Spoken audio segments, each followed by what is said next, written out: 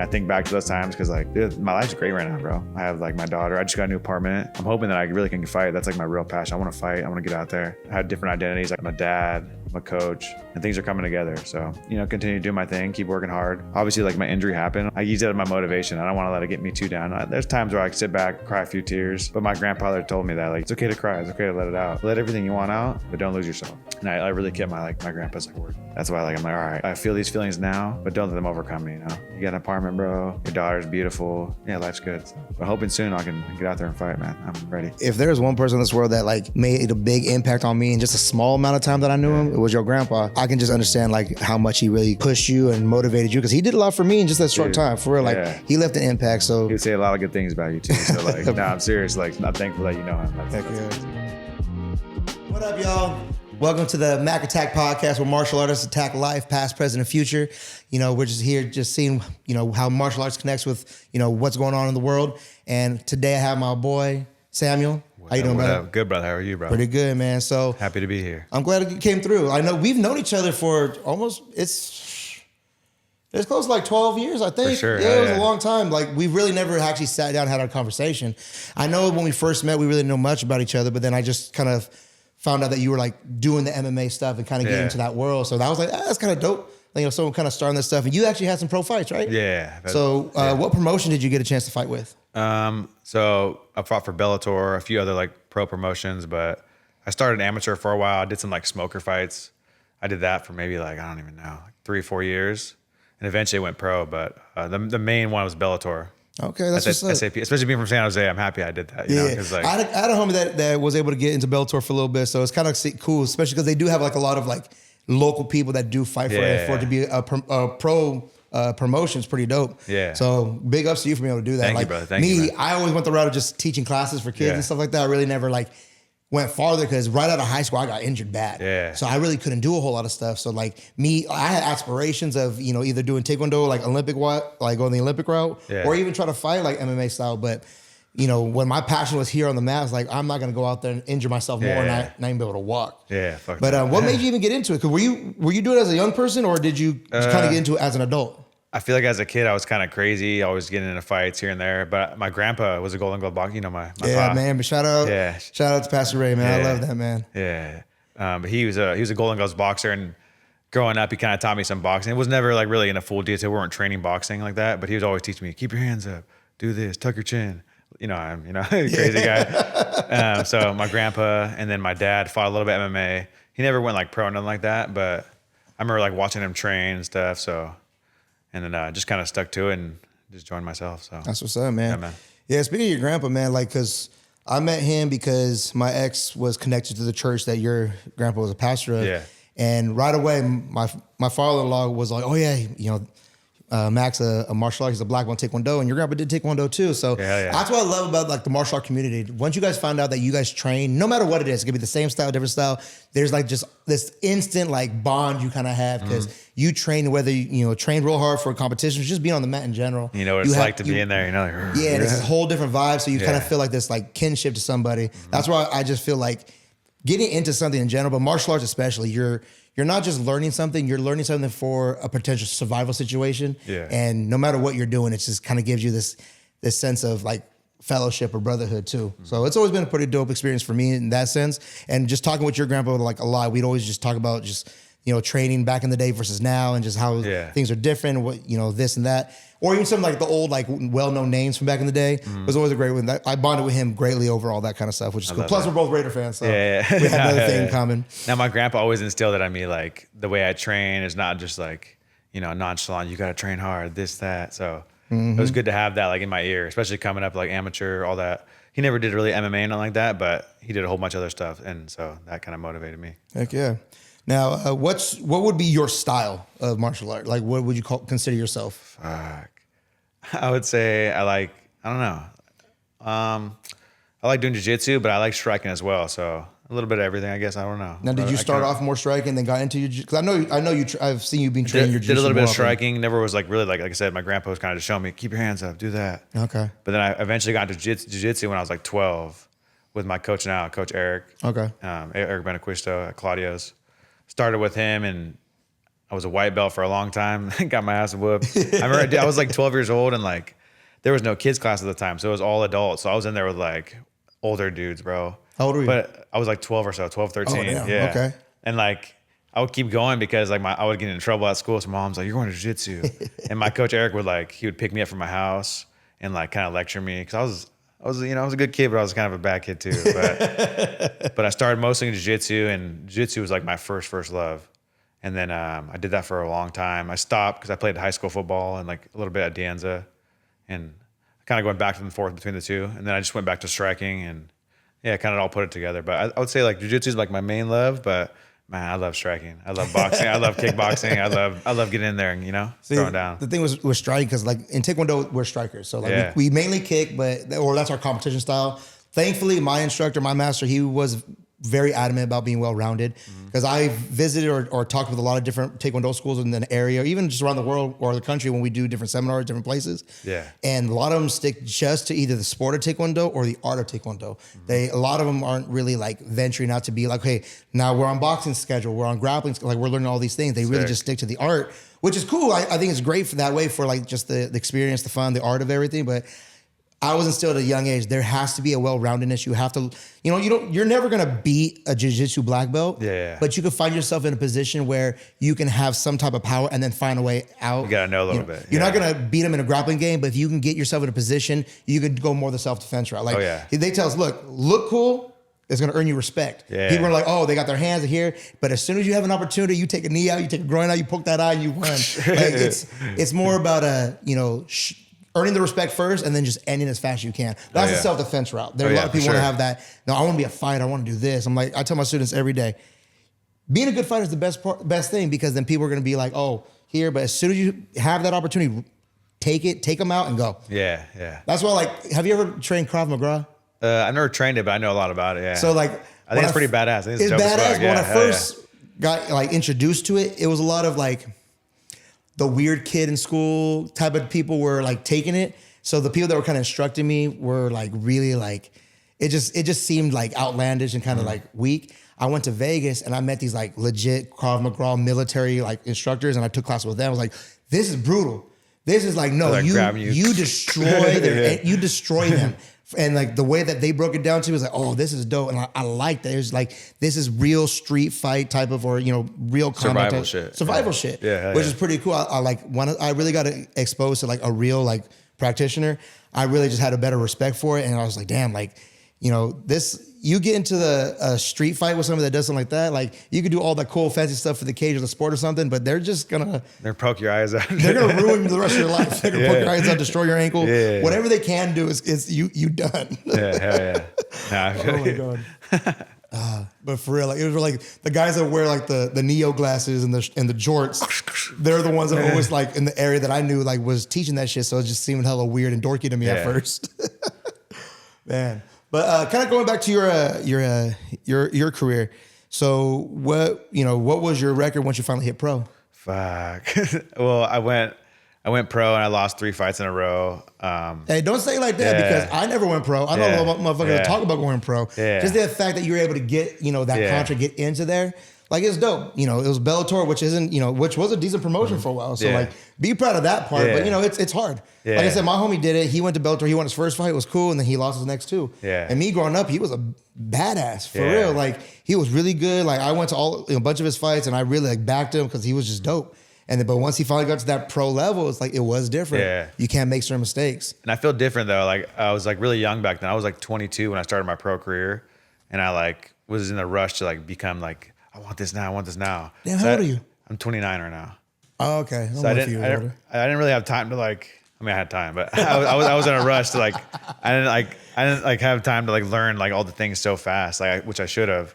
Should have taken my time and just But I lost 3 fights in a row, and then my last fight was that I got like a big injury, so I never really had a chance to like kind of redeem myself. Okay. When I was an amateur though, I went 4-1, all knockouts, lost 1 decision, and I felt really good there. Pro, same thing. When I fought amateur, I fought at like 170 pounds, and then when I went pro, I fought at 155. No excuses, but it was like a harder cut for me. I'm a big dude, dog. I love to eat, bro. I can't even imagine being that light for real. Bro, I've never, that was the only time in my life, maybe when I was younger, I weighed that much, but I weighed in 154 pounds, bro. I stepped on the scale, bro. I'm all butt naked, bro. I'm holding my coaches next to me. I'm like, that's the other thing. When you fight, like the weight cut I see people have to do just to try to get into fighting shape, it's brutal. Dude. Like even when you hear pros talk about it, like how just messed up it is, it's like you have to basically just put yourself on the brink of dying just to make weight. And bro, it's like, I would like my heart would be beating so fast. I'm like, am I dying right now? You know, that's like after I kind of like stopped fighting for a while. I was like, damn, I would like. That's how I kind of got excited to eat food. I'm like, wait, I don't have to cut weight right now. I can do whatever. Because I was always like, oh, don't eat this or whatever. Because I was like tripping on my weight, you know. But I haven't even been 155 since like middle school. well, I'm nowhere near that now. I walk around like 200 something pounds, and then yeah, so 170 was a better like. I felt way better, but it was an experience. You know, I was excited. Like I was able to fight at Bellator. Like, that was hella cool. I never like, especially growing up in San Jose, born and raised, to fight at the SAP Center. Like that was a dream for me. Especially now, like I don't know when I'll fight again. So it felt good to like, I could look back on like, damn, that's kind of dope. You know? Okay. So now that you kind of go in the teaching route now, because I saw a few videos and you just kind of posting you out there. Yeah. Like obviously you've been doing it for a while. When did the teaching aspect of, you know, sharing what you know, like when did that start? I've been doing it for a while. The whole time I kind of been training, maybe like 6-7 years, a little longer than that. I've always been like helping out my coach and stuff. But after my injury, I kind of like went back to teaching, and I feel like it helped me a little bit. Like, cause for a long time I didn't want to like think about fighting. I don't want to like anything to do with fighting. But then to come back and teach, I kind of fell in love with it again. Okay. And even now, like I feel like I've been through so much stuff that I can like for you, you know, you have a whole bunch of kids here and your students and all that. Like same thing, I kind of can like relate to them, and I can be like, all right, I almost have like a blueprint, you know, like, okay, don't do this or don't do that. Right. Now, getting to list and actually get that information, that's the rare ones come, you know. A lot of people and fighters will come and go, but there's certain kids that'll listen, then you know, like, okay, this kid's fucking badass, you know. Like I have hella kids like that in my gym, like some kind of, you know, here and there, they're cool in their own ways, but I have some badass kids in my gym, bro. I'm like, damn, this kid's whooping my ass, you know. I'm like, damn. Now, do you have like a favorite like fight story, like something, you know, whether it was one of your pro ones or amateur ones, something that things were just clicking, or just a certain part of the experience was just like so memorable that kind of sticks. Like that you're gonna tell your grandkids, like, yo, this is the fight that this happened. Like, what was that like one for you, if you got one? Probably my last fight, I feel like everything was just clicking. I lost the fight obviously by decision. I fought Gabriel Pacheco, pretty tough guy, and he has a pretty good record too. So we went to war, 15 minutes the whole time fighting, but I feel like it was a good fight. And I remember just at a certain point in the fight, like he shot a takedown on me, and like this whole camp. So like me, I'm a striker. I love to strike. Obviously, jiu-jitsu is my background, but like people take me down, but now I'm like I had to learn how to like do sport jiu-jitsu and MMA jiu-jitsu. Sport jiu-jitsu is like I'm sitting in the guard, I'm fucking, you know, holding you. MMA, like you're in my guard, I'm splitting your head open or something, you know. Right. So I had to learn the difference, and it took a long time for me to click. But I would get taken down in MMA, and I'm like, wait, like I'm all here like I'm holding guard and shit, you know. So it took a long time to get adjusted to that. But the last fight, I got taken down. I kind of stood back up, and I remember seeing a splash of blood hit the floor. I'm like, wait, I'm cut open right now. Holy shit! And I was thinking about the fight, but I'm like thinking about like, damn, like people just saw me bleed right now. Like I was like almost like out of body experience. I stood back up, and then we stood back up, and I was like, we ended up fighting the whole time, and he shot at me again. I stuffed a takedown. It was a good fight, and I felt really good, but just over that whole situation, like the whole time I was always not scared to get taken down, but I was like, fuck yeah, like I feel good now. This dude's shooting on me, like I'm bleeding, he's bleeding. It felt like we were going to war. It was cool, bro. And that was like such a cool experience. And then lost the fight, but it was a good experience, you know. Okay. Just to go out there and have fun like that, man. That was like for 15 minutes, bro. Like that was like the most fun I had. And like, yeah, I don't know. I think about that time a lot. Like when I'm training hard, I think about like, I can go run, I gotta do this. I'm pressing my cardio where I'm sparring, but to have the adrenaline I had that night, bro, like, or in general, got a lot of fighters have like crazy fights and shit, but like the adrenaline in there, bro, dude, that was crazy, bro. See, I'm jealous of that aspect, because like one of my big things, like I did Olympic Taekwondo for years and years and years. Yeah. And I was decent locally, but like just kind of growing up, I knew that, you know, so I was always kind of like a heftier dude. Yeah. So people that go to the Olympics, they're always the small, skinnier, lighter dudes. Mm-hmm. They really don't have a heavyweight in the Olympics. So I kind of think I either have to lose a lot of weight or do something different or maybe go into a different route. Yeah. And there's always the back of my head, like, I want to try MMA. I just want that one like good bloody brawl. Yeah, Win or lose, I want that right? one good. Yeah. And I've had some battles in Taekwondo. Yeah. Like I had some, like when me and another dude just straight kicking each other in the fucking head, back and forth, back and forth, back and forth, and like just having a good brawl. But it's like, it's different because it's just your feet. Oh, yeah. Like just having that brawl where it's just two people in there just going after it, and it's just all glory after. Oh yeah, that'd be so, or just fun. Like you just give each other a high five with blood dripping down. Just it's always like that weird sadistic dream that you can have as a martial artist. But even being in there, like, and when it's crazy like that, you feel like you're flowing. You're like, damn, this feels dope. I feel like that last fight I was really clicking, and like obviously I got injured like after that.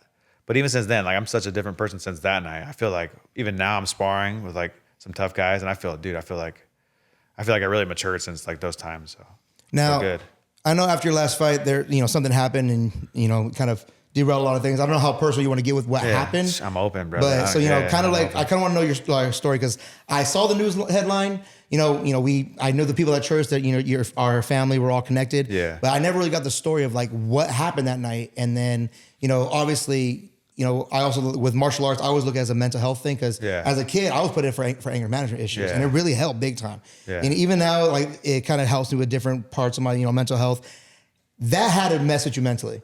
Bro, and then obviously, whether it's a love-hate relationship, what you're doing, what happened, and kind of that journey kind of coming back from it. Man, so I lost that night, that fight by decision. The next day I had rested all morning, and I went out with my friend for drinks, and it was afternoon, but we had been drinking all day. Nothing too crazy, just drinking beer. And I had cut for so long because, dude, to make, like, I'm a big dude. Like, I literally walk around, at that time I walked around 185, 190. So, like, I had cut weight for so long that we had, like, sushi. We were just going crazy, Mm-hmm. And I remember remember when Blush was there? Blush, yeah. So I'm chilling at Blush. Like, and I worked at the market, so, like, Blush was like, they're giving me drinks, whatever. And Blush was cool. And then, like, I'm just floating around, went to SB2 that day, just kind of the whole area right there. And then I remember just, I don't want to say names, but there was like a girl, like an older lady. She asked me, she's like, what are you drinking? Let's get some drinks, whatever. And then we were at O-Flats, and she like got me, I was like, oh, I'll take whatever. Give me a shot of Jameson. And I took the shot of Jameson. I remember I took the shot, and I was like looking in there, and I was like kind of woozy, And then I was like, I'm going to go to the restroom real quick. I went to the restroom. I just like felt like really sick. And then I came back, and then like, that's like the last thing I remember, bro. And like the next thing I know, like I'm waking up, bro. This is trippy, bro. Cause that's like the last scene that plays in my head. Right. And then I wake up in the hospital. I'm sitting up, and like, I have like a thing in my mouth like that, and I couldn't really talk. And there's a fucking lady. She's just freaking out. She's like, he's awake. And I'm like, what the hell? And like there's like a little button. I think it's like morphine or some shit, but I was pressing it. And then like, I think she pressed, I don't remember, but I remember I passed out, and I woke back up again, and like they had taken the tube out of my mouth, and like, dude, it was trippy, bro. Cause like every time I would talk, like, it's like, I can feel it right now, bro. Every time I talk, I feel like someone's scratching me. I'm like, what? Like every time I talk, I'd be like, what happened to me? I couldn't really say anything. And they're like, we found you in a river, this, that. And I'm talking, bro. And like, dude, like right now, I feel it right now, but I couldn't even fucking like, dude, excuse my language. but like, dude, I was like literally like this, bro. I couldn't like turn my body, couldn't do anything. And I'm sitting there, I'm like, and I remember just staring there, and like my mom walked in, and like, I remember I felt like kind of like almost embarrassed. I'm like, dang, mom, what happened to me? Like, and then like, she's like, they were like surprised that I was alive, Damn. And then, it was a whole crazy thing. And like, I was at Valley Medical for a while, or no, I was at Kaiser, and they transferred me like a couple different hospitals. And that was kind of messed up. Cause like, dude, it was just the whole process of like them moving me. Like, bro, when I see my body was broken, bro, like I can't even like, even doing that, I couldn't do that. Like I would scream, bro. And like, dude, it was painful, bro. But they transferred me to Valley Medical, and these guys like saved my life. And like, I was they had a new rehab center there, and I was there for like a month and a half, 2 months almost. And I took a whole bunch of like classes, how to like talk again, how to like get dressed. And like, dude, every morning they would come at like 4 or 5 in the morning. They'd stick like, it was like a class schedule right on the whiteboard. And it'd be like first class, speech, second class, getting dressed or whatever. And I would go through that every day, bro. And also that what they stick on there, they come take my blood every morning, bro. The lights are on, bro. And I'm sitting there, I'm like, so this is like everyday thing, bro. And like, it was hard. And like knowing that like 2 nights before that, like I had fought, bro, for a pro fight, literally. And it was just trippy, like the whole comeback and all that was just crazy. But just to go back to that story, I guess, yeah, I just went out for drinks with that girl. And I guess she had like a boyfriend or whatever. And he like, yeah, he had like a boyfriend. She had like a boyfriend. He like got jealous that I was having drinks with her. And he had all his friends and shit like beat me up and jump me and shit. Like So I said, they did jump your ass, and they just left you in the river? Yeah, so it gets crazy. It gets crazy. Oh, shit. So like I don't know too many details like that, but obviously I was there. But I gathered my own information. Like once I hit the hospital, bro, and I was in that like recovery system, I was there for like a month and a half. So like I finally got my phone back, and I was like texting like bartenders around there. Like like if you work in the bar, you're close with everybody. Yeah, you know somebody that knows somebody. So I'm asking shit, and like the last thing I seen was you and this person, like whatever. You guys walked to the parking garage, and this person was there with all his friends and all this, and that's the last thing I remember seeing. And then like, yeah, so I guess he got mad or whatever, and then like my phone was like at first I finally got my phone back, but before that, like they had found my phone like in the parking garage, and this is how the story didn't really add up. Basically, we're at the wagon. There's this, and then she's hella cool actually, but she's like, I remember you that night, like you walked away to the parking garage and we didn't hear from you. She's like, but I thought it was so weird because somebody walked in from the parking garage that they're there across from the market to the wagon. They say, hey, we found this phone in the parking lot, and that girl was right there. She's like, oh, that's Sam's phone. So she like got chills because she's like, no one said your name at all. We're in the bar and no one said your name. So it kind of like hearing her say that, other people say that, like they obviously had my phone and shit. And then I guess they pretty much invited me to like the parking garage and like my homies and shit. And they brought me to the bridge and they fucking beat my ass. And like I remember like there was like 5 of them and shit. I remember fighting and shit. That's why like I have this from the fight. I got a little scar on my head. So it's like some part start coming back to you. Yeah. So this is like when I got out of the hospital. I never had this really memory again. I tried to like do some other shit to have the memory, but yeah, these like dudes hit me and like they were like. Obviously, I was trying to take on like 5 guys, but I couldn't. They hit me in the head with like some metal shit. And then once that happened, boom. I don't remember like getting thrown over. I don't remember any of that shit, but that's the last thing I remember. And like, yeah, damn. And then also like, that's like my side of it. So like, I met the people that saved me, bro. Like the guy, he's hella cool with me. His name's Ryan. And he like, I remember I kind of asked him like straight up what happened. He's like, bro, to be honest, we all thought you were dead. He's like, we came to pick up your body or whatever, and you were laying in the water. And they said all of a sudden I started like moving, like, I was like twitching. And then he's like, he's alive. And then like, yeah, they fucking got me. They brought me back to the hospital. This is before I was in the rehab center. So like once they brought me back, I had to like defrost on a table because I was so cold. I had like hypothermia and shit.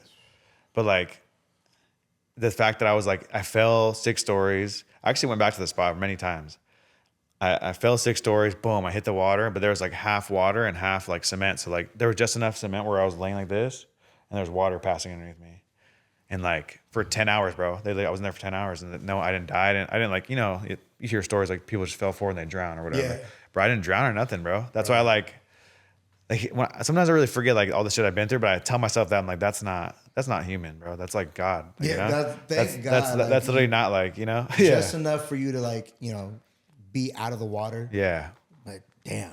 And that's like little shit like that. I remember when I heard, I was still with my ex and she had told me because it came out, but I came out in the news, but I didn't know who it was. You kind of hear about it, then all of a sudden like, oh, it was you, and just seeing how your family was kind of like just all on edge, and it was hard to deal with. I ain't gonna lie, so it happened with you, and I hadn't seen you for a while, and then there was like a function, and you came, and just seeing you, I saw the scar, you looked different. Yeah. And like, I ain't gonna lie, it messed with me a little bit. Cause I know, like we weren't close, but I knew you, and just to know you went through that, and then just to see you kind of moving around, and that actually made me a little emotional. Right? Like I remember having a conversation with my ex, like, dude, like the fact that he went through all that shit, and he's back, like thank God, like it's crazy. Like, I believe in God and stuff like that, but you really don't hear stuff, and it's like something has to be for you to where you were found, how badly you were messed up, for you to be like gone for such a long time. And then still be able to make it through, and you're moving around today. Yeah, and I that's what I'm saying. Like it trips me out so much because a lot of times I forget. I'm going through the motions, but I kind of got to sit back sometimes. I got to remember, like, dude, at one point I couldn't even like, bro. I remember I literally couldn't even like to turn to get my phones right there. I had to like press the button. They would come move my sheets. Like I'd be like, and I'll grab it, or I had to learn like there was a class I had to fucking like learn how to get dressed and everything, bro. Like it was hard, bro. I have to just relearn Or like everything. they'd tell me a story, like, all right, I just read you the story. I remember it was like about Romans or something like that. They're like, all right, how many Romans were there? Like they had to give them like the exact number. I had a whole bunch, just basically memory, a whole bunch of stuff, bro. It was hard. And then like being in the hospital too, like that's when I found out I'm having a baby. So like now I have a daughter now, you know? So like on top of that, like, dude, I'm already sitting up like, cause I can't really sleep. Cause I'm like, damn, like I'm dead. I just like died a couple days ago. Like what's next for my life? Because all in that moment I knew was I was Sam, the fighter. Like I didn't know anything else. And I'm like, damn, what do I do now? And I'm like, and me, my grandpa, like he raised me to be a man, right? So obviously, like I had a daughter coming in the world, and I had to take charge. And even like being like injured, that was kind of hard, bro. She didn't come for a while, but maybe like a year later. But still, I still struggled years later, bro. Like I got out of the hospital, they gave me this like little gun. So if I dropped something, because it was hard for me to bend, I would like grab stuff. A little grabber thing. But dude, like, so I kept it for a while. I used it for years, bro. Like, but my daughter would drop her bottle, bro, and I'd be like, ugh. But I remember being like, I remember one time, like my daughter's mom was asleep or whatever, like, and I would drop the bottle, bro. I'd be trying to reach for the bottle, and I'd be like, I couldn't do it. And she was a baby, and I would like start crying, bro, because I'm like, dude, I can't, like, and I never wanted to be the person like, hey, come help me, you know. I always wanted to try and try and try. So that in those moments like that was kind of, I think back to those moments, that those kind of broke me down, but they also like made me a fucking man so fast, bro. You know how it is, you being a dad and shit. Yeah. Like you do anything for your baby. You're holding your baby like, girl, bro. I'm like, that's one of my biggest fears is like to not be able to do stuff like that for my kid. Yeah. And you know, me, I dealt with injuries my whole life. So like I remember when I was like 13, I had a doctor tell me like the high likelihood of you being in a wheelchair by the time you're 30 is very high. Because the way that certain things on my back were going. Thankfully, I'm good now. Yeah. Because things didn't progress the way that they thought they were going to. But just have that fear in my head, like, what if I have a kid one day and like I can't go run with them? Like I can't do this with them. Like, and then that was thrust upon you right in the midst of you becoming a dad. It's like bro. those early years, like man. And it's hard because like for a long time, like I'm dealing with this injury. I'm dealing with like my mental health. Like, dude, I couldn't, like I said, I in that moment I knew Sam the fighter. I didn't know all these other avenues that I had. And I know now. But in that moment I would get so sad, bro. Like I would get like dark and I would go AWOL from the family. Like it was hard, bro. But I eventually, like, I wanted to get better. Like, I seen my daughter getting older, and I wanted to do stuff for myself. So, like, I would go to therapy, and, you know, I was here and there, therapy, kind of sporadic, but I got to therapy, and I got the help that I needed, because there was times, like, bro, like, yeah, it was hard, bro. I couldn't, like, there's times, obviously, I want to be here. I love living my life. I love my daughter, but at the time, I didn't want to be here anymore, bro. Like, straight up. Like, I was like, what is to live for now, you know? But, yeah, but I use, like, especially in those moments, my grandpa would always tell me like that the devil's gonna try to come after you. He's gonna do everything he can. Because my grandpa was alive during that time, you know. Mm-hmm. Rest in peace. He passed away, but he was like my main anchor, like and everything and all that. We'd call each other. He would tell me like, you know, because it was dark. He knew, and he knew I would get dark too. Another time, like I would rely on different things. I would rely on like drinking or in the hospital. It wasn't no strong pills or anything like that, but they gave me like nerve medication. So I was eating nerve medication like candy, bro. And I'm sitting there at home like. Like, you know, I didn't like that feeling, and I knew that wasn't me because I said my whole life I'm an athlete. I love training. I love doing that. But to get that ripped away from you, bro, it changed my whole life. But yeah, I stayed away for a while, and my friend Todd Duffy fought in the UFC, big dog, my boy right there. But he pretty much helped me. Like he's like, because we have a mutual coach, Coach Andy. He's like, bro, you got to come train with Andy, come kick it. He's like, you don't even got to train, just come kick it. And for a while, I didn't, like I said, I hated fighting. I didn't want to do anything.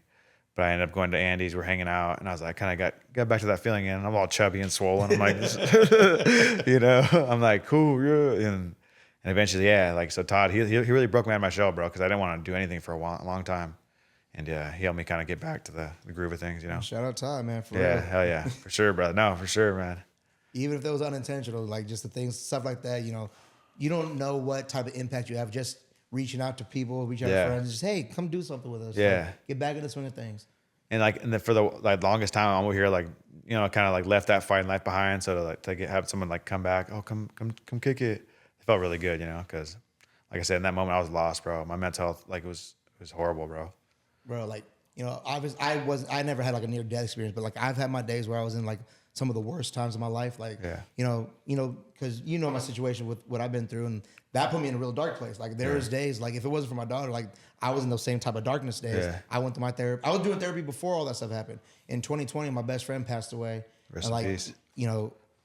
we were just talking about, 2020 is going to be the year of all prosperity. Like we were having this conversation. It's going to be the best year. All these good things going to happen. And then March 3rd, 2020, I get a phone call. He's not here. He's not around. We find out a few hours later, he's gone.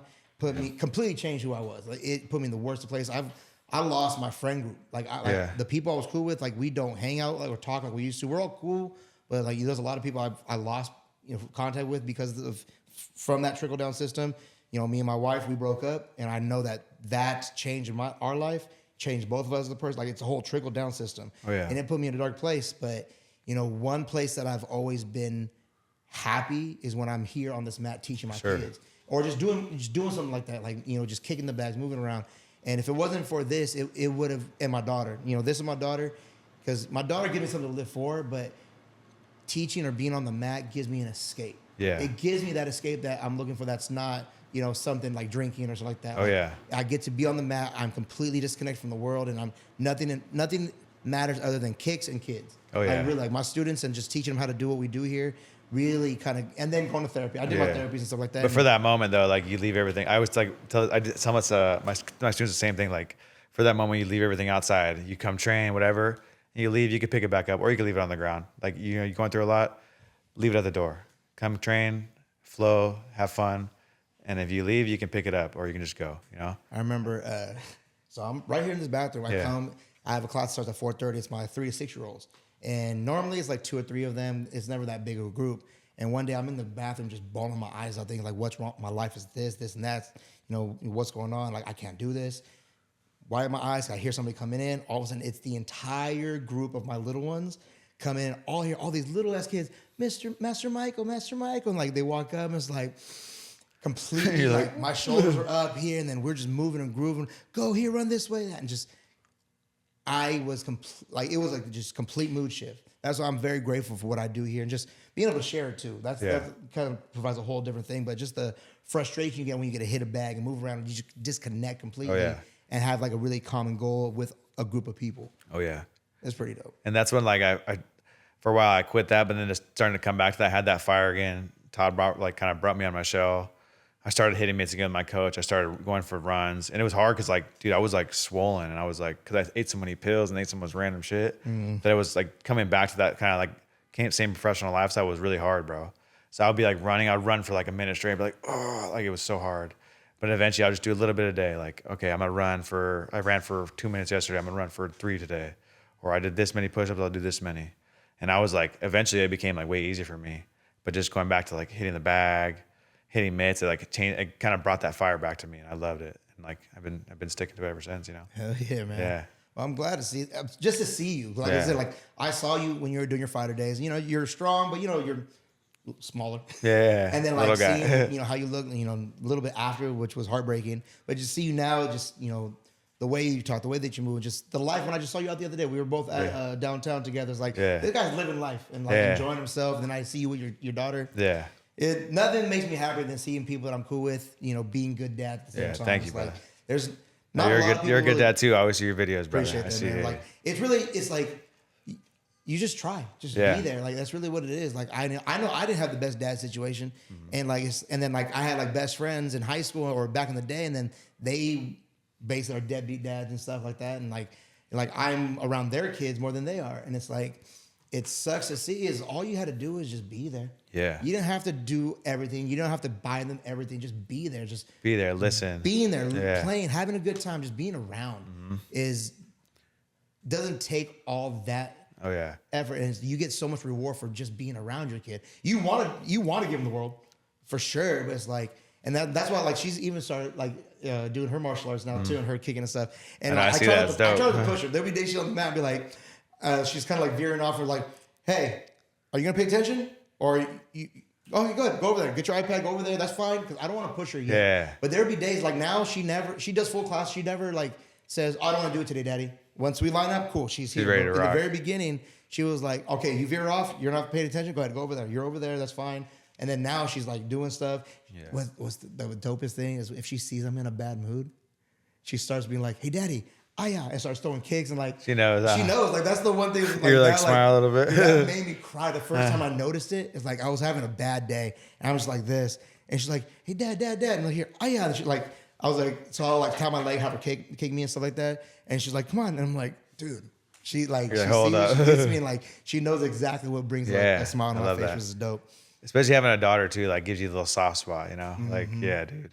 Having my daughter around, dude, like I feel like I've always been a little emotional, but I feel like I'm way more emotional now, dude. Like, Bro, I watch a movie, I'm like, you know, bro, you don't know how often like I'm watching something like, you know, it's a bunch of funny ass videos and something will come up and it has to do with like, you know, a parent and their kid or like, you know, friend, you know, like I talk about my best friend, like people, and like ever since having a kid, like I get so freaking emotional and I'm like, damn, dude, like, I'm like, everyone said you're gonna be a soft ass parent. Like, no, I'm just a softie when it comes to something. Hey, I'm the same way, bro. Now, you teach kids now. Yeah. How long you been teaching kids? Like, that's what you've been doing. I know you've been helping out, but like, like how long you been doing that? Probably the past 5-6 years. Been teaching kids and adults. It's kind of every other day. Do both. Yeah. Now, for me, I believe that teaching kind of saved me from being like a soft ass parent. Yeah. Because I deal with so many different types of kids. Oh yeah.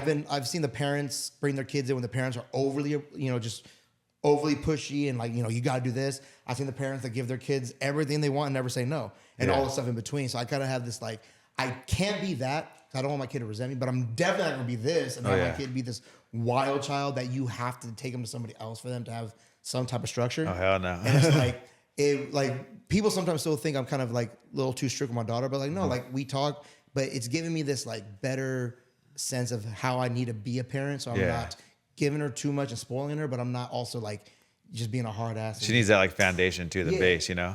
Yeah, I'm the same with my daughter. I'm hard on her, but also like I make it like I'm like really like, you know, patient. I feel like the biggest thing for me is patience, especially like having like I teach like, you know, to the like kids classes, to adults. Do some of those kids, bro, like, you know, they're crazy. So like my patience has made me so much like stronger, like teaching all these classes. And then I go hang with my daughter. I'm like, this is cool. You know, my patience is like way better, but you know, my daughter's like a really good girl. So like, I don't like, you know, she listens. She's like, she knows how to read situations. So it's kind of cool. I don't have to be too stern on her. Sometimes she gets crazy, but see, I do Taekwondo or karate, you know, most people say karate, but it's Taekwondo. Yeah. Actually, most like big name people you guys knew from back in the day, they were Taekwondo black belts. They weren't karate black belts. It's mainly kids. So, and then we get teens and adults.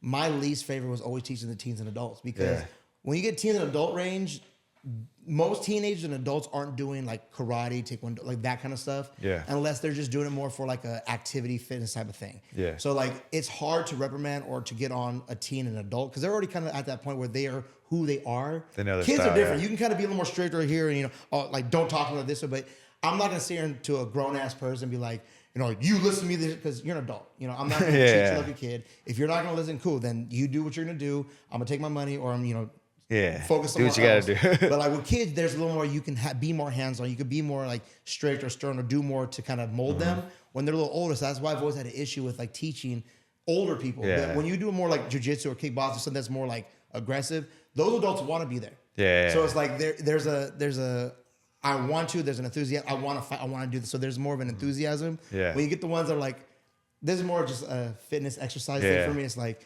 why am I going to do this hard extra work or really like be this? When I'm tired, I can just quit. Exactly. That's kind of the attitude you get. You know, not every single one, but I kind of see that a lot more. That's why I'd rather just teach the kids and, you know. Yeah. You know, there's a reason why they might feel that way because their parents are pushing them. But at the same time, you have more authority because you are their teacher and adult versus somebody coming in like, well, I'm just here just to be here. Oh, yeah. So now there's a guy that I'm not gonna say names, but there's a guy that I know saying when he wants to be like, he's like, I want to fight, coach. I want to do this. I'm like, you got to come to sparring. You got to do this. He'd come to sparring and like just be lazy. I'm like, bro. And I'm telling him like, you know, all the stuff my coach is telling me, and my coaches like, they're not like easy with me. They're hard on me, bro. There's times my coach make me cry sometimes, bro. Like I'll go home, no music. I'm like, you know, no shame in that. No shame on that. Hey, like, but I was never meeting that guy like that, but like, I kind of see already all the excuses he's giving me. I'm like, okay, this guy's he's not ready for all that, you know?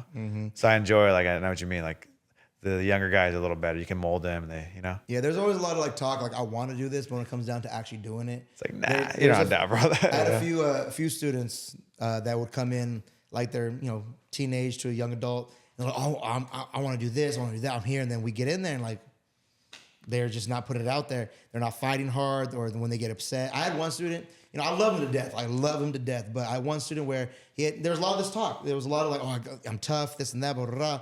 We go to a state competition, and he's like, I'm ready. And he kept talking about, I'm gonna do this, I'm gonna do that. And then once we get on there, he threw maybe 3 kicks the entire He just froze match.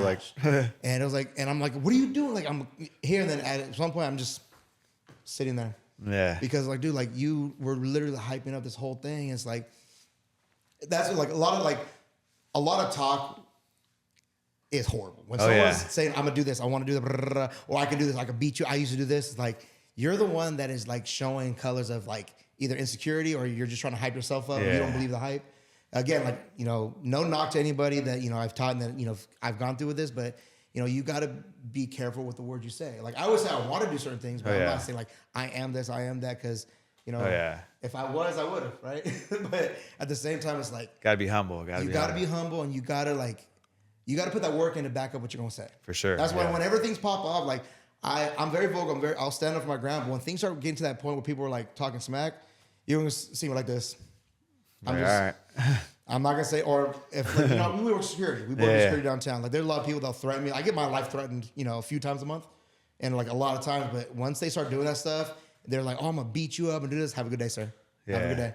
Because I learned that from here. I learned that from teaching martial arts and being a martial artist and competing so much as a kid. It's like you got to be humble. You got to, you know, if you can't back it up, don't talk it. And even if you can back it up, there's no reason to talk. The best reaction is no reaction, like, you know? You know, you're going to get caught up, like, what's the term in, like, those movies? Monologuing. Like, the villain always monologues, and that's how the hero gets a chance to escape. And I'm not going to monologue and have you just catch me slipping cold cut. Hell no. Because, you know, you can't talk smack and be really alert to what's going on. Oh, yeah. You really can't. Like, there's a lot of people that be, like, just puffing, just throwing words out there, and as soon as they open their mouth a little too big, they get bapped hard. And it just shows. And you can really tell, like, the true, like, you know, people that train and understand. They've gotten themselves humbled. Yeah. And the ones that, like, just think they could do stuff because they hit a bag a few times. Yeah. So, like, do you have too many people, like, that you train with that, like, kind of show that, like, you know, or have trained with where they really just talk too much? Dude, all the time, bro. Like I said, that one guy. Usually the guys I train with, not too many, but just maybe people that I come across, like, in certain gyms. Like, they really don't like it. Especially like UFC gym, you know. There's like, sorry saying names, but like, you know, there's some cats out there like who's just like, they're fighters but they're not fighters, you know. Mm-hmm. So and I'll be working out there, and like lately I've just been hitting the weights and the equipment. I really haven't been doing classes or trying to hit the bags too much when I'm there because I'm here. I do that here. But there'll be people that are like punching and kicking and stuff like that. I'm watching, I'm looking, I'm like, oh yeah, bro. You're peacocking right now. Yeah. Like it's like you're doing too much, and you're walking around, like looking around at everybody else, like they're like trying to get like the attention while you're hitting bags and stuff like that. And like I keep my mouth shut because I got a gut. I ain't gonna talk smack when I'm over here, just, you know, trying to get my belly away. But at the same time, I'm the same way, bro. Bro, like relax, hit your bag, and you just do your work. You ain't gotta do all these extra things. It's like just. Dude, people are crazy there, bro. Mm-hmm. Especially that title, UFC, you know, they see that. They're like, all right, I'm going to be a fighter now, you know. Because some crazy shit. Just because you work out there. Yeah. Hey, but UFC got some swole people. Like, dude, I know, bro. Swole women. I go there. There's some fit women that like straight like, boom, looking at me. I'm like making me feel inadequate, man. Dude, I know. I be lifting next to some bodybuilder sometimes. I'm like, I have the mini ass weight. I'm like, I'm just a fighter, bro. I don't know, you know. So do you think you're ever going to try to get yourself back into the actual competition? Yeah. So like maybe like a year ago, I went out to LA and I tried out for BKFC, bare knuckle, and I made the squad. Ooh, and it was like, it was pretty cool. Like it was like a whole bunch of like tests you had to go through. Like we were like in the 4th floor parking garage. We had to run from the 4th to the 5th, and it was like a 5-minute like back and forth. They pretty much like, we're gonna weed out people right here. Like yelling at us, and like we ran out 4th to 5th floor. And like, dude, in that moment, back then I took this like notice because my friend was like helping me out, and he worked with the BKFC. He's like, come try it out, bro. Come try out, bro. I'm fat, bro. I'm out of shape. I'm sparring a little bit on like Friday nights, but I'm not nowhere near like sprinting like that. So like, dude, there's times in that first session I wanted to quit so bad, bro. But I knew that I was like, okay, there's hella more tests I got to do. I'm like, I went, powered through. The next one was like, all right, we're gonna do burpees, some like random body weight like workouts, but a circuit over and over and over again. And that was like another 5 minutes or like set of rounds. And bro, that was so hard. I did that, but it weeded out some more people. And then we went inside there and they tested our punching power. They we didn't do no sparring or nothing, like, because there's like certain rules, but it was like kind of offense, defense, like moving around, holding mitts. That was kind of cool. But they kind of judged us all off that, and then I ended up just making it.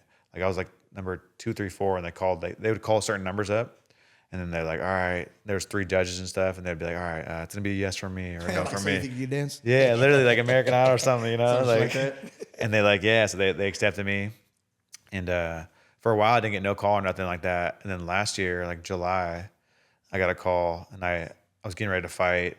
I was gonna fight this guy, Riley Pellegrino. We actually met at that like event. We became hella cool friends, and they're like, all right, you guys gonna fight each other. Like we became boys and shit too. I'm like, damn, this guy's hella cool. But we both agreed on it. He's like growing his family. I'm growing mine. So we ended up just like agreeing. We signed. And this was last July. I was getting ready to fly out. It was like maybe 2 weeks before or a week before. And I like messaged the person. I was, hey, I was wondering what time my flight leaves or whatever. They're like, it looks like you're not on the card or whatever. And I was like, huh? They're like, let me have somebody call you. And somebody called me and they're like, hey, it looks like some of your medicals got like flagged. And I was like, what do you mean? They're like, we don't really know. You got to look into it. Cause like BKFC is one thing and then the athletic commission is another. So like, you know, like go through the athletic commission. So I called the commission, didn't get really no call back. And then they finally called me back like, oh, something flagged in your, you know, when you, cause basically when you fight, you got to give like a whole bunch of paperwork and shit. Like something came up in your medicals that it's, you know, preventing you from going to this card or whatever. I won't get into too many details, but I pretty much like felt like when I fell, I hurt myself pretty bad. And there's like some lasting injuries from that. And that's kind of what's stopping me from that. So they pulled my fight. I was all down on myself, you know. And the commissions, they're regional, right? Or like statewide?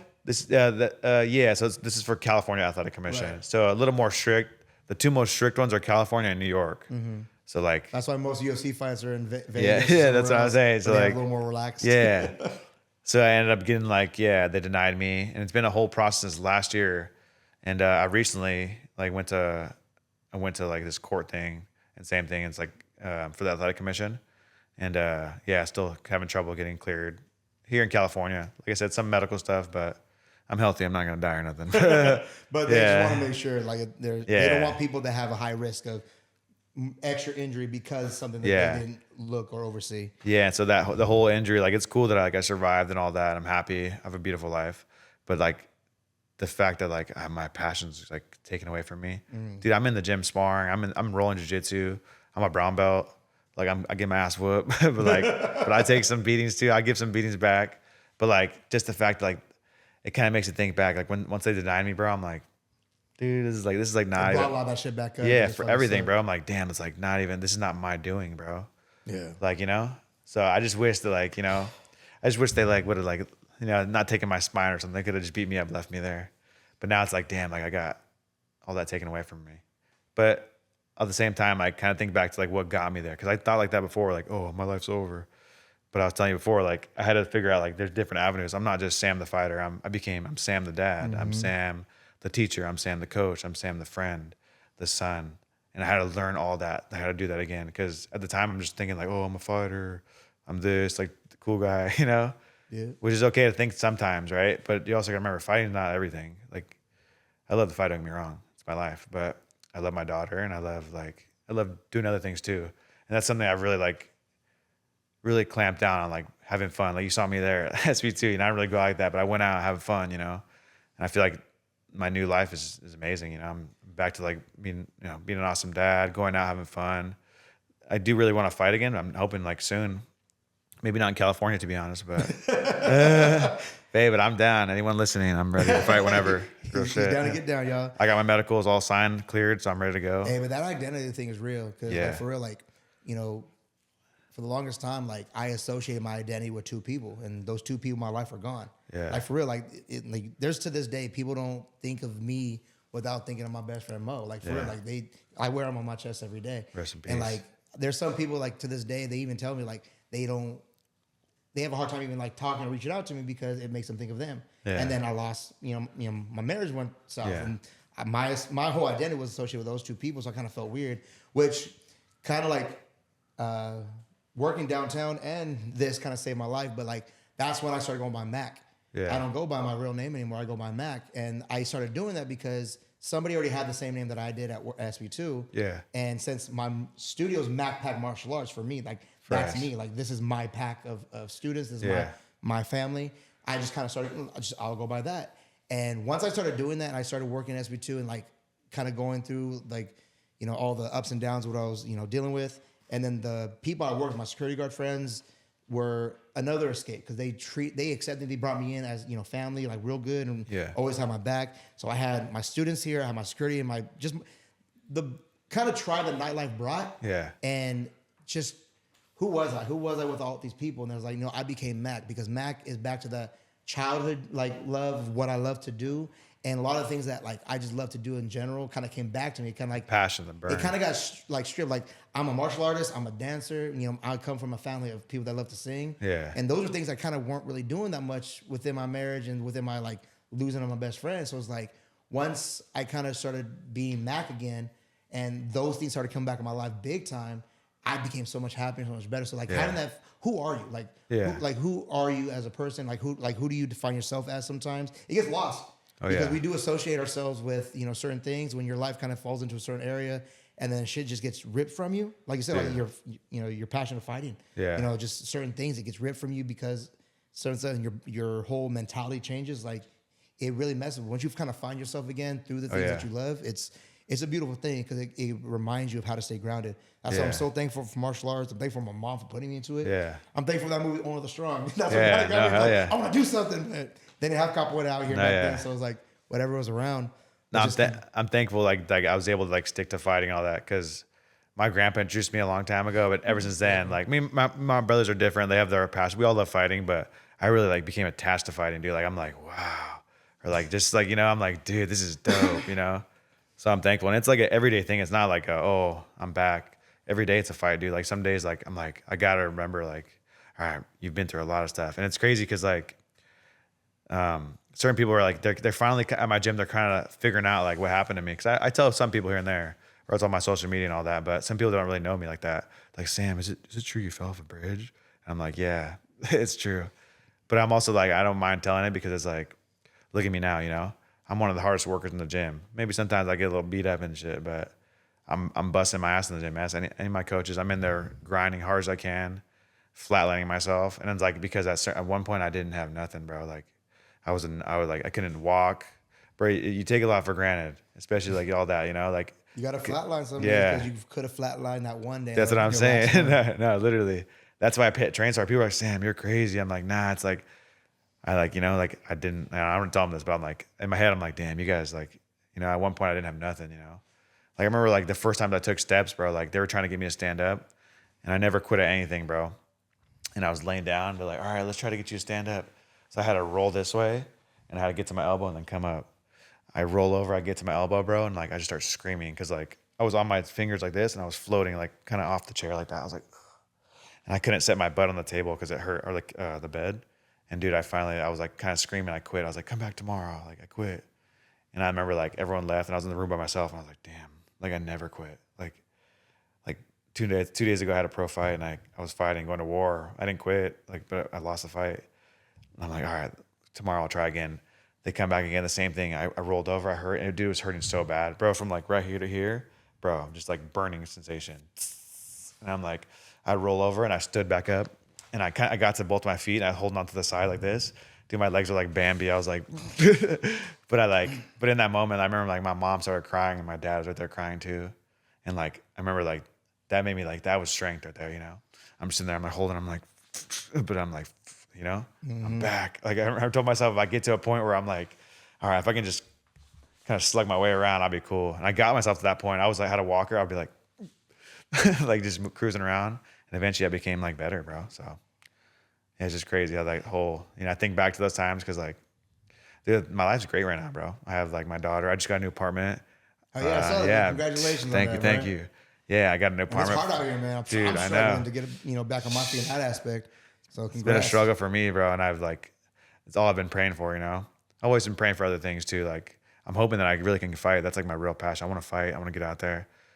But yeah, man, like I said, like I had different identities. I got this apartment.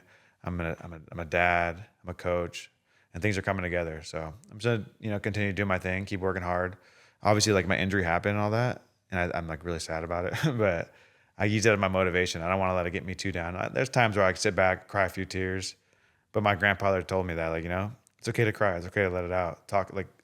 Let everything you want out, but don't lose yourself. And I really kept my grandpa's word since then. It's like, that's why I'm like, all right, I feel these feelings now, but don't let them overcome me, You got an apartment, bro. Your daughter's beautiful. And yeah, life's good. So, but hoping soon I can get out there and fight, man. I'm ready. Heck yeah. Hey, for real though, if there's one person in this world that made a big impact on me in just a small amount of time that I knew him, it was your grandpa. Yeah. So I can just understand how much he really kind of pushed you and motivated you, because he did a lot for me in just that short time. For real, yeah. He left an impact. So he would say a lot of good things about you too. So no, I'm serious. Yeah, man. I'm thankful that you know him. That's amazing, bro. Dude, it's crazy, bro. So I'm when I thought about doing this podcast, I was talking about producers, just throwing out different ideas, and we kind of just thought this would be a good one. So when I saw you that day, I was like, dude, your story just will be, because it's inspirational. It really is.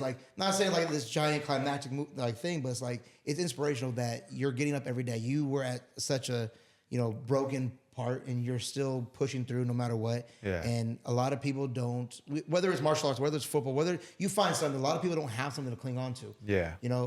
We could talk fatherhood all day, every day, but how many people are out there not being there for their kids? So it's the fact that you're getting up every day, you're being a dad, you're out there pushing yourself, getting back in the gym, you're rolling again, you're striking stuff, you're doing things that people probably thought you weren't able to do. Yeah. And you're beating odds, you're out there, and I think it's a dope story to get out there in the world, and just thank you, brother. To have that, and I'm just grateful you did this podcast with me. Yeah, hell yeah, bro. And the fact that it's just you're still moving and grooving, it's just such an inspiration that I think other people kind of get a good little message from, my guy. Yeah, for sure. Yeah. But yeah, so like you said, you're trying to fight again. So again, anybody want to get some rounds with my guy, and call him out, do something. He's ready, he's down. I'm always down to train. But I train at my gym, Claudio's, Claudio França BJJ. It's on Camden and Union. I also train at Los Gatos Boxing. One of the greatest, Tony Johnson. He's a real killer. JC, all those guys over there. And those are my two main gyms, and I'm always working hard. And I hope that my story gives you some type of motivation. Like I said, I came from the bottom of the pits, and there's still some days that I struggle, but if I give any advice, just have something to hold on to. For you, it's like you're fighting your daughter, right? Same thing for me. It's fighting my daughter, but try to find your why. Why do you get up? Why do you train so hard? It doesn't have to be fighting. It can be, work related. It can be your hobby related, but try to find something that gets that fire under you. So thank you for having me, brother. I really appreciate it. Yeah, thank you, brother. All right, y'all. This is the MAQ Attack podcast on the 2 Coin TV network. Like and subscribe. I'll see you guys next time.